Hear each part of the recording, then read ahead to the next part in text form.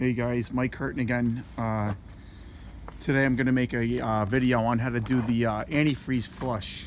Clean out my antifreeze, my coolant system. The machine's running a little warm lately, and since the machine's a few years old, it's probably never been done. I just got the machine. I'm going to do it. So before we start, right off the bat, we should turn the machine in this direction, put the blade on the ground, boom, open. I only say that because underneath the backside, this side of the machine where the gas cap is, underneath that sticker, the Gen 2 sticker, is a data plate, or is a plate, and we got to take these 2 or 3 bolts off. 1, 2, 3. That bolt down there doesn't come off, it just loosens up and then the plate slides off, and underneath that cap is a drain plug. Got the data plate off, or this protection plate. The number is 17. Give me this thing. And right underneath here is a smaller nut. There's 2. It's the smaller one, which is the number 17. The 1/8 one, or 1/16, is for the hydraulic fluid. You got to loosen it up and then get a bucket ready. So as you can see, it's now starting to drain. We got a bucket there. Cap is open. I got the garden hose ready to go. Another minute or so, I'm going to turn the machine on, put the hose in there and fill it up with water. And I'm going to run it until it's clear. I'm going to fill the thing up first before I start the machine. You don't want to overheat the machine doing this. You got to be careful. While I'm doing this, I usually stick one of my guys in the cab and have him check at the temperature gauge. If it starts to get above, say, halfway, I get him out, I turn it off. And then we just keep doing it.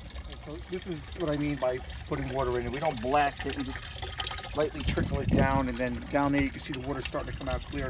I'm going to start the machine, but don't get me confused. When I mean start, I'm only turning it on for like a second or 2, and then I'm going to turn it off. I just want to get the water pump moving the water that's inside the engine block through some of the ports and cycle it out, and then turn it off. I want to see if I get that water to be a little bit more clear. In a minute I'm going to change the bucket and then try to get this water clear. Now that the machine is running, you can see, come down here, you can see the water, we're flushing it out, it's coming out almost crystal clear. Turn it off.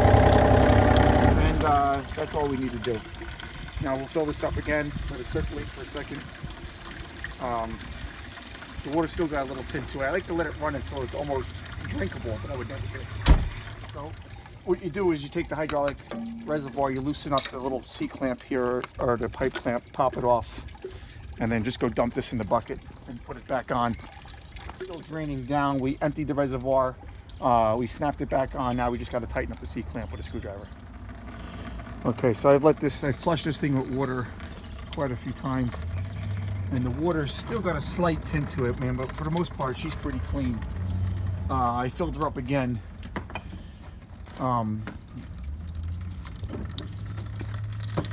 One time when I filled her up, the water was coming through the hose, so I took the reservoir back off. We're gonna have to put it back on. So whoever does this, take it off and leave it off until you're done, then put it back on, so you don't do nothing twice, like I just did. So when that's done, I'm gonna let it drain for a few minutes until the dripping stops. I'm gonna put the cap on, or the plug back in, then start filling her up. All right, I'm getting ready to put the drain plug back in, but it's pretty important that before you put it back on to inspect the O-ring, make sure there's no little burrs or anything in there that can cause a leak. And once you're satisfied with that, you know, you're not going to get every single drop out of it, but go ahead and put that in here. Let's see if I can do it. Just like that. You get it started by hand.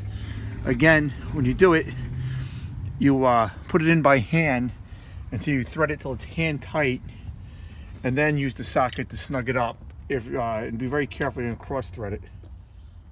Okay, now that the drain plug is back in, I go ahead and jumped on a step and put the plate back on. Time to hook the reservoir back on and fill the machine. So reservoir's in, plug's in, covers are on. Last step, we're going to fill it up. The book says it only takes about a gallon. We'll find out for sure. But on here, there's a little data plate that says mix with water. I went to the auto store. They recommended this because it's good for diesel engines that work hard, which this does. It's 50/50. It's pre-diluted. It's exactly what the manufacturer recommended. So when you put this in, I like to pour it nice and slow. Try to get as much in until it starts to bubble out. Start the machine, then the water pump starts circulating it. Leave the cap off and you fill it up to the tippy top.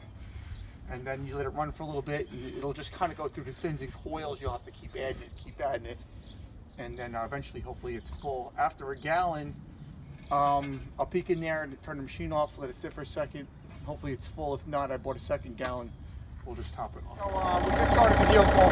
I got about almost the whole thing, maybe another half a quart left, but it started to bubble up. It's because there's an air pocket inside the fin. So that's the cue. We kind of like start the machine, let it run for a few minutes, and then now is the time to pour a little bit more in there. You got to do it slow. You can see it as I pour it, it's starting to come out. So just let the machine run for a few minutes. It's got to cycle through, and it may bubble up again because there's an air pocket, and as the air pocket releases, it blows the air out the cap. It's normal.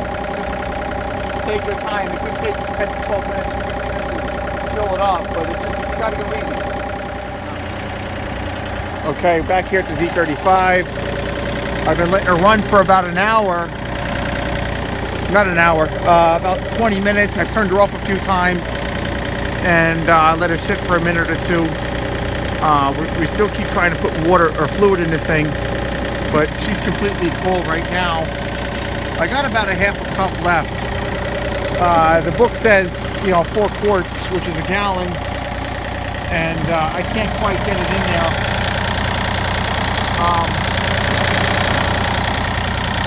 Maybe it's got to go in the reservoir, but at this point now, I'm just going to keep an eye on her. I'm going to save the whichever left, work her for a few hours, and by the end of the day, or at the end of the day, when I go to clean the machine, I'll pop the hood and take a look again and see if she still needs more. And that's how you flush the system on a Z35. There's really not much to it. If you like the video, please like it and share it. Subscribe. I'm a new guy, so bear with me. Thanks for watching.